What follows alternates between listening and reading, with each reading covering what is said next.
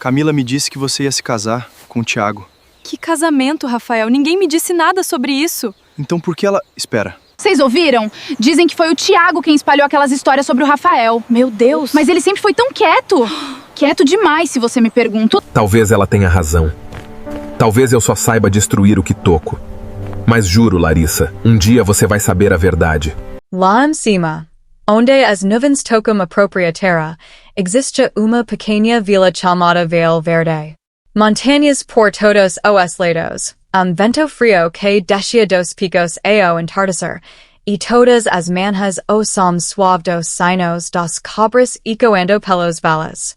Nessa vila vivia uma moça chamada Larissa. Larissa não era apenas bonita, havia paz em seus olhos, sabedoria em suas palavras, e em suas mãos o talento de fazer os melhores bordados de toda a região. Ela morava com seu pai, seu Antonio, homem de poucas palavras que cuidava de uma pequena plantação desde que sua esposa, Marta, havia falecido. E ele nunca soube se expressar bem, mas todos os dias dixava quanto pronto antes de Larissa acordar, seu jeito silencioso de dizer que amava. Filha, sua me dissera, semanas antes de morrer, a quem você entregar seu coração, entrego inteiro, para a vida toda. Nunca de meu coração a ninguém, e nunca se meu coração de alguém. Essas palavras ficaram gravadas em Larissa como se tivessem sido esculpidas em pedra. A melhor amiga de Larissa era Camila, filha de Dona Rosa, uma viúva que vivia comparando a filha às outras mocas de vila. Camila merecia mais do que a vida de ela. Dona Rosa dizia, alto o bastante para que a vizinhança inteira ouvisse, e alto o bastante para que Camila carregasse aquilo como uma sentença. Havia também Tiago, filho do ferreiro, que apenas observava Larissa de longe, sem nunca ter coragem de se aproximar. E ele não era mau rapaz, apenas tímido demais, e talvez pouco possessivo demais em seus sentimentos silenciosos, do tipo que confunde fido com direito.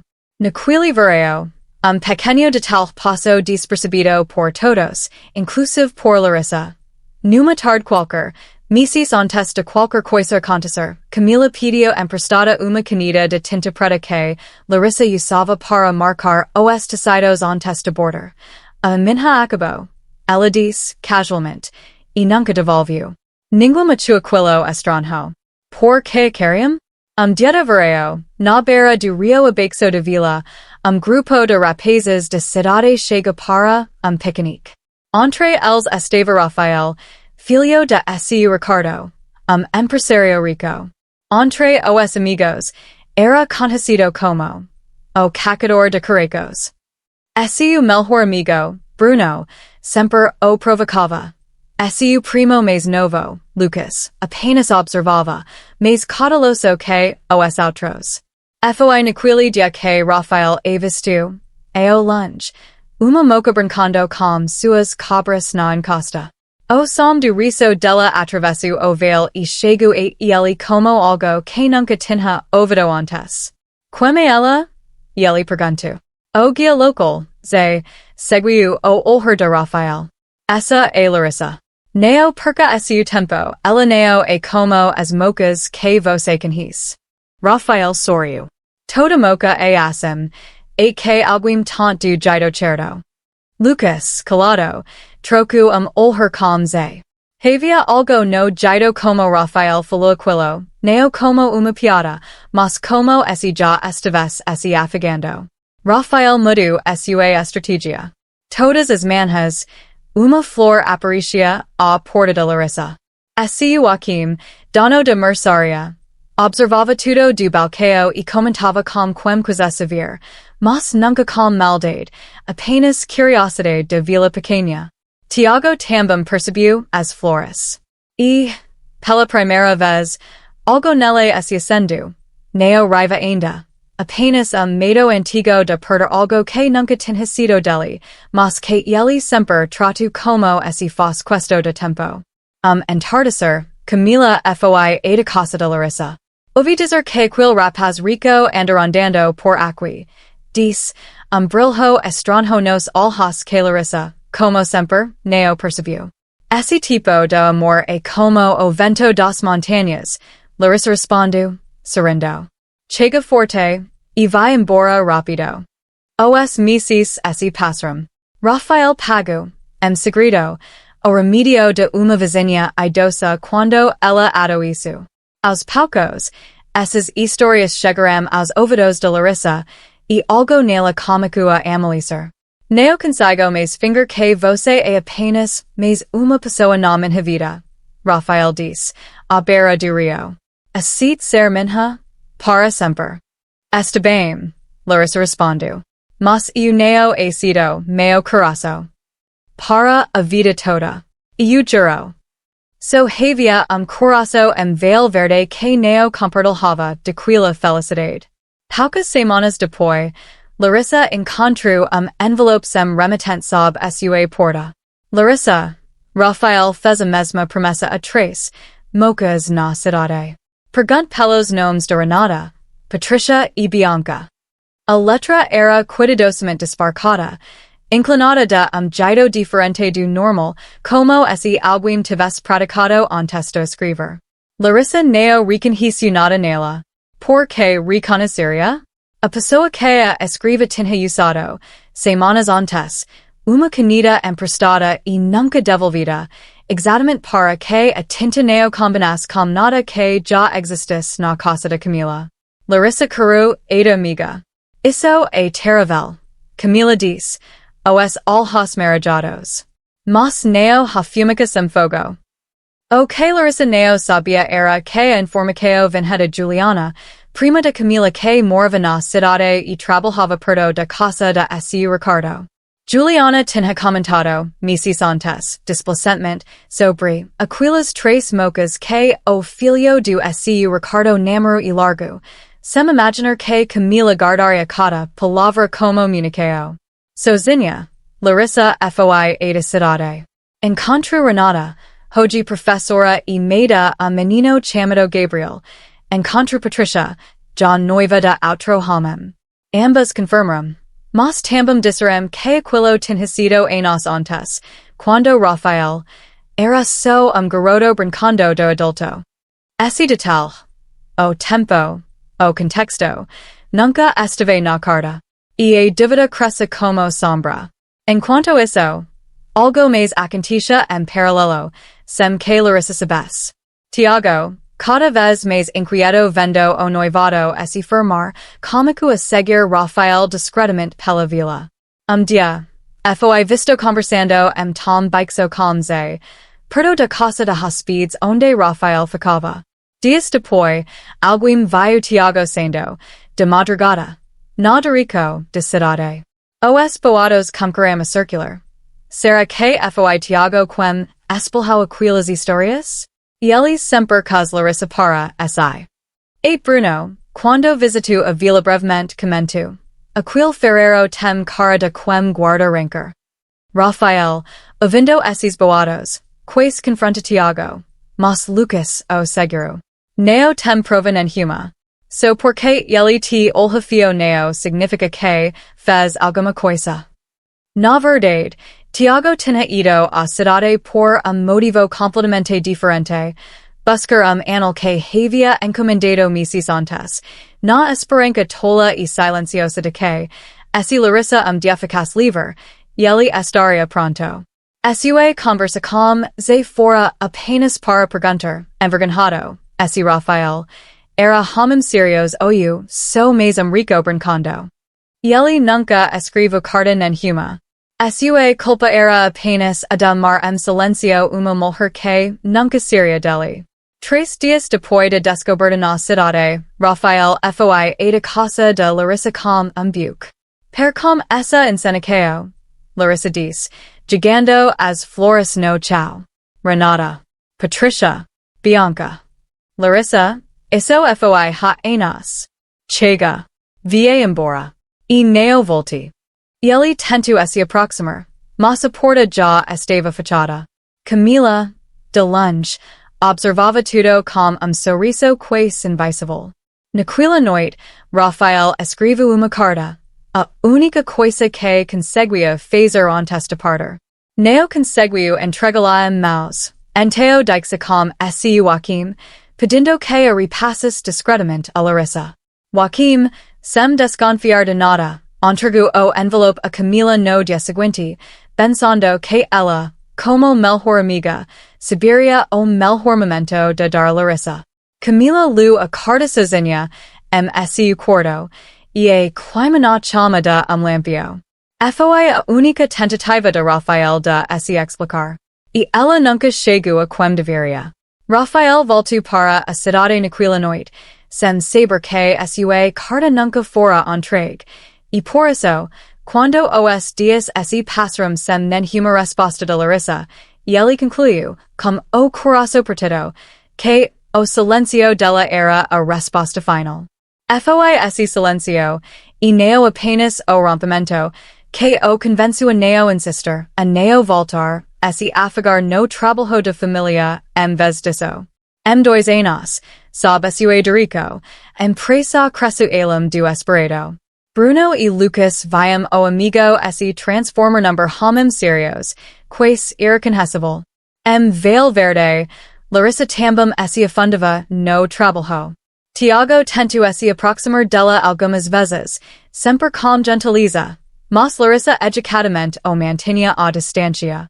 Foi nessa festa de solidão que Camila, sob o pretexto de visitar a prima Juliana na cidade, começou a se aproximar ainda mais de Rafael, segredo. Larissa sente sua falta, sabia? Mais do que ela mesma admite. Camila disse a Rafael, número 2 encontros por acaso que ela mesma arquitetava. Lucas, que morava perto do escritório da família, começou a notar as visitas frequentes de uma moça que o primo nunca mencionava por completo. Quem é essa Camila de quem você tanto fala ultimamente? E ele perguntou, dia, desconfiado. Ela é amiga de Larissa. Rafael respondeu, sem pensamento. Lucas guardou aquilo, sem comentar mais nada, mas passou a prestar atenção. Meses depois, Camila deu o golpe final. Rafael, o casamento de Larissa está marcado. Com Tiago. Ela pediu para eu te avisar, para que seu coração finalmente descanses. O nome de Tiago, somado aos boatos antigos que Rafael já tinha ouvido sobre ele, tornou a mentira ainda mais convincente. Fazia sentido, na cabeça dele. O ferreiro sempre olhou torto para Rafael, sempre pareceu esconder algo. Rafael viajou naquela mesma noite. Lucas insistiu ir junto. Algo dentro dele precisava ver aquilo com os próprios olhos. Quando chegaram a Vale Verde, encontraram Larissa sozinha no jardim, correndo. Camila disse que você ia se casar. Com Tiago. Que casamento, Rafael? Tiago nunca teve coragem nem de me cumprimentar direito. Ninguém me disse nada sobre isso. Lucas, observando a cena, sentiu frio no estômago. Ele se lembra das visitas de Camila, das meias verdades, do jeito como ela sempre parecia saber exatamente o que Rafael precisava ouvir. Rafael, ele disse baixinho, eco que precisamos conversar com essa Camila. Eles foram da casa dela. O sobrinho de Camila, garotinho chamado Padrinho, brincava no quintal. Eu ver os rostos preocupados de Larissa e Rafael, e sentindo o peso de segredos que carregava havia meses, e ele finalmente cedo. Tia Larissa, disse baixinho, passando a manga dela. Eu tia Camila escrevendo uma carta, uma vez à noite. Ela me pediu para não contar. Não foi grito, nem uma cena dramática. Foi Camila, chegando casa naquela mesma tarde, encontrando os 3 parados no quintal, o rosto do sobrinho polido de culpa, e, over aquilo, ela simplesmente parou de andar. Ficou ali, parada, por longo momento, como se tudo o peso dos últimos 2 anos tivesse finalmente alcançado suas pernas.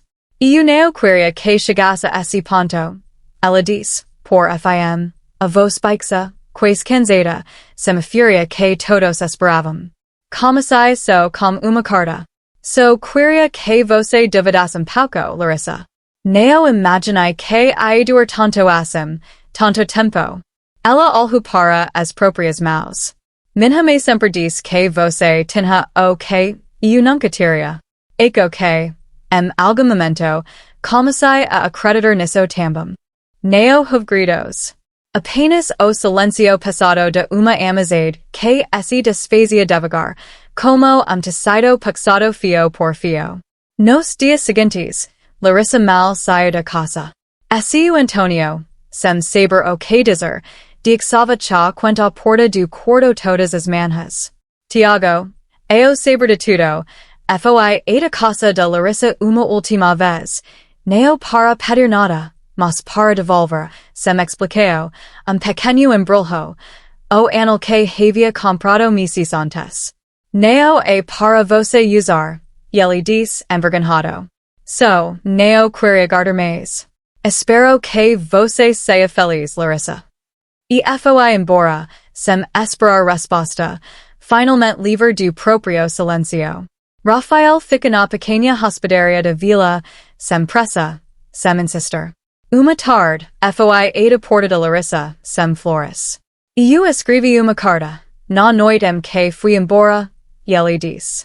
Nunca soube se você a recebeu. Nunca recebi carta nenhuma. Larissa respondeu, e algo em que su entre os dois, mas uma pecada quebra-cabeça que Camila havia espalhado por 2 anos inteiros. So PCO a chance de provar, depois dia, que o coração pode confiar novamente, Rafael disse. Larissa olhou para ele por longo momento. Talvez confiança neo seja nunca mais duvidar. Talvez seja só escolher, de novo, acreditar alguém. Mesmo sabendo que dói quando erramos. Eu escolho você, Rafael. De novo. Meses depois, Vale Verde vivo casamento simples e bonito. O Antonio entregou a filha no altar com os olhos caios de lágrimas silenciosas. Bruno e Lucas viram de cidade. Lucas, brincando, disse Rafael. Ainda bem que dessa vez eu vim junto. Tiago neo foi ao casamento, mas semanas depois começou a se aproximar, timidamente, de uma moca de uma vila vizinha, e, dessa vez, encontrou coragem para falar primeiro. Quanto a Camila, nenhuma expulsa de Vale Verde, mas ela mesma escolheu partir, meses depois, para recomeçar longe das montanhas que a conheciam bem demais. Antes de ir, dixu bilhete para Larissa, neo pedindo desculpas, apenas dizendo, espero dia conseguir gostar de mim do jeito que todo mundo gostava de você. Larissa guardou o bilhete, sem saber ainda se dia o perdeu viria por completo, mas sabendo que, ao menos, a verdade finalmente tinha vencido a mentira. E Larissa, que dia foi apenas a moca que conversava com suas cobras nas encostas verdes de Vale Verde, agora escrevia, ao lado de Rafael, uma nova história entre aquelas mesmas montanhas. Fim. Se você gosta dessa história, não esqueça de se inscrever no nosso canal.